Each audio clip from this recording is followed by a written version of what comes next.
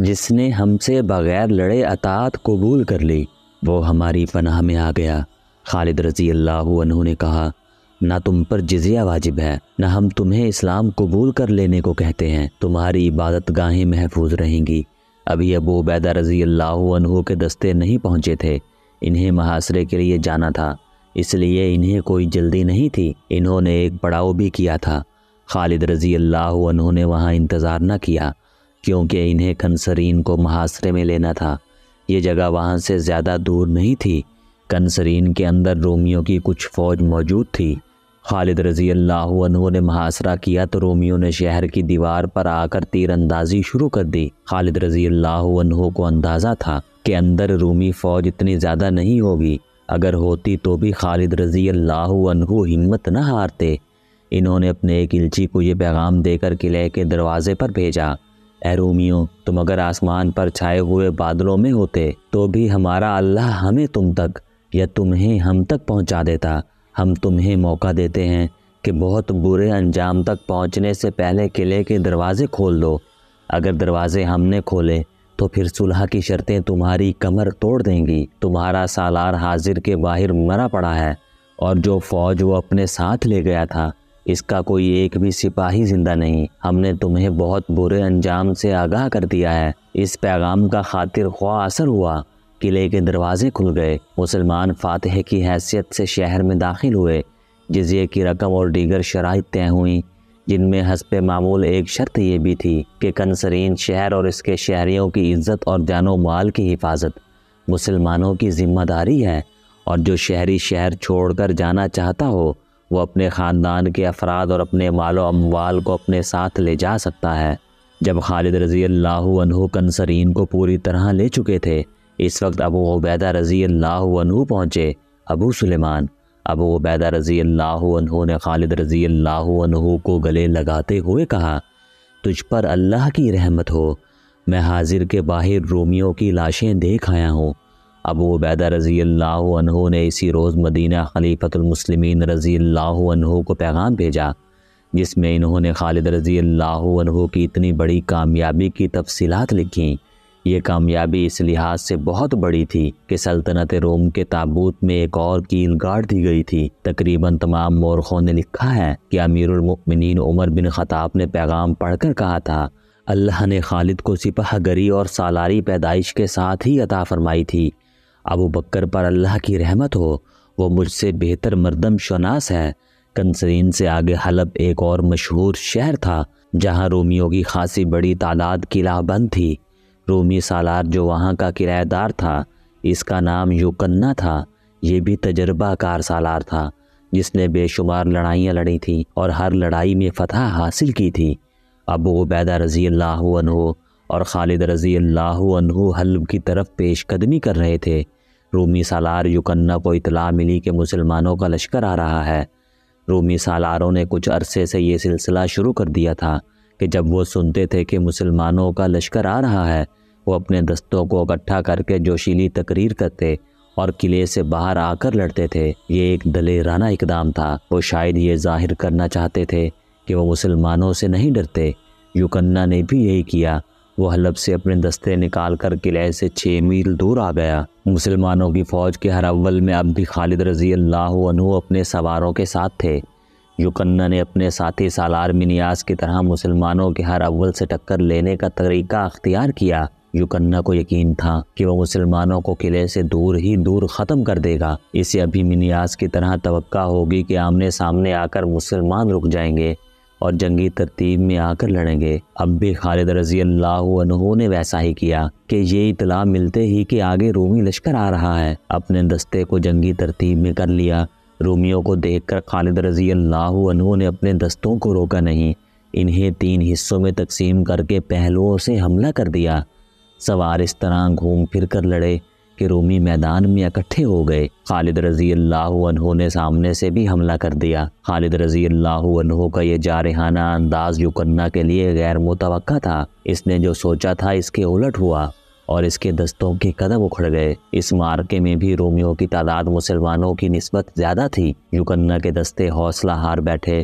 اس نے پسپائی اختیار کی اور قلعے میں چلا گیا۔ یہ قلعہ پہاڑی کے اوپر تھا۔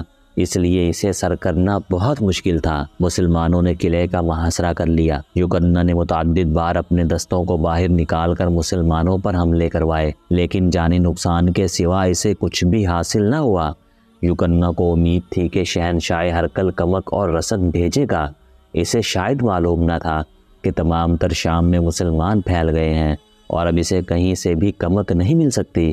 اس نے دستوں کو باہر نکال کر حملوں کا سلسلہ روک دیا اور قلعے میں دبک کر بیٹھ گیا۔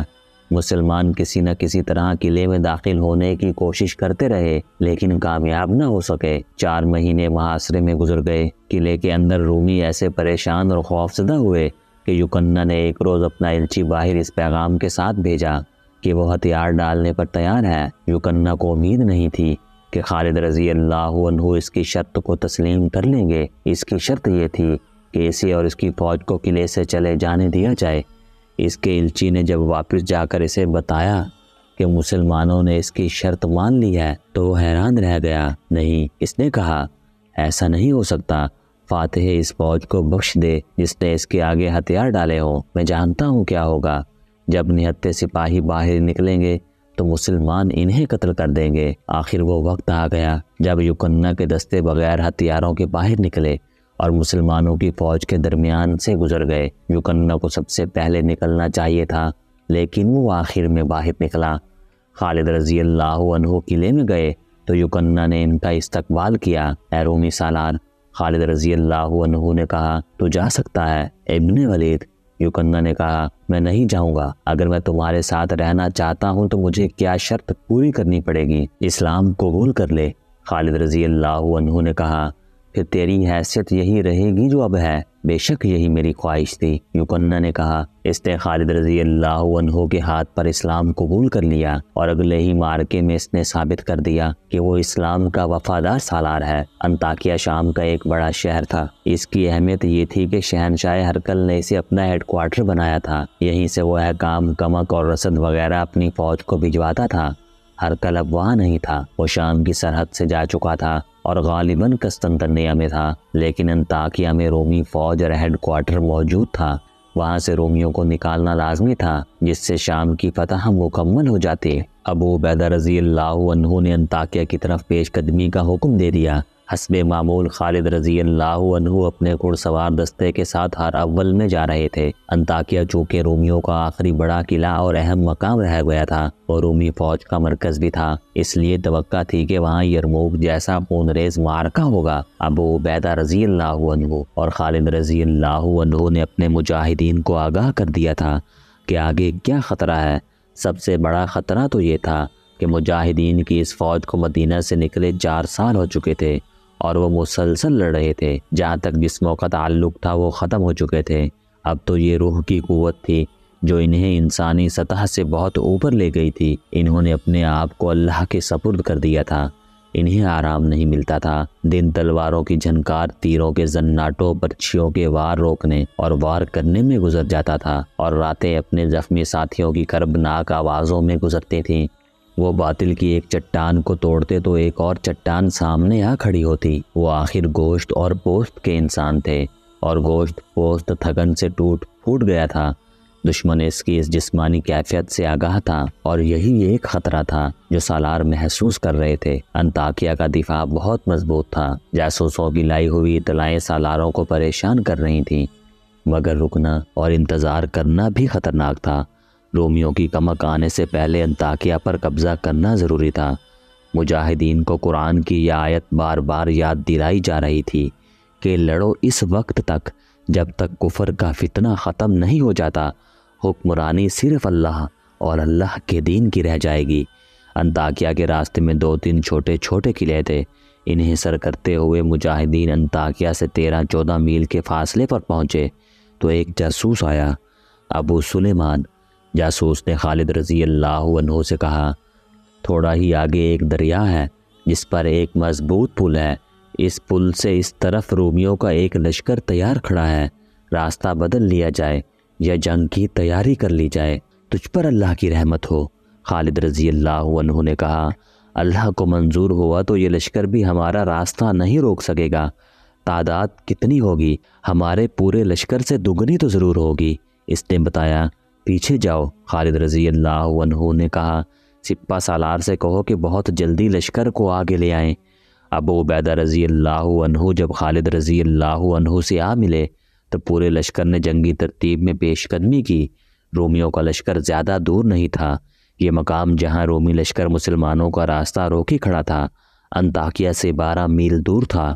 رومی سالار نے یہ دانش مندی کی تھی کہ دریا کو اپنی پشت پر رکھا تھا۔ اس مقام پر بڑا مضبوط پل تھا، یہ بھی رومیوں کے عقب میں تھا۔ خالد رضی اللہ عنہ نے حسب معمول توقف نہ کیا، آمنے سامنے آتے ہی اپنے رسالے کو خاص انداز سے حملہ کرنے کا حکم دے دیا۔ اس سے ان کا مقصد یہ تھا کہ رومیوں کی ترتیب بکھر جائے یا وہ سکڑ جائیں۔ اس خصوصی رسالے کے سوار ضرب لگاؤ اور ادھر ادھر ہو جاؤ کے اصولوں پر حملے کرتے تھے۔ جب دشمن کی جمعیت بکھرنے لگی تو ابو عبیدہ رضی اللہ عنہ نے دشمن کے ایک پہلو پر حملہ کرا دیا۔ پیچھے دریا تھا۔ خالد رضی اللہ عنہ کی کوشش یہ تھی کہ دشمن کو اتنے پیچھے دھکیل دیا جائے کہ دریا اس کے لیے مصیبت بن جائے، یا اسے اتنا آگے لایا جائے کہ اس کے عقب میں جانے کے لیے گھڑ سواروں کو جگہ مل جائے۔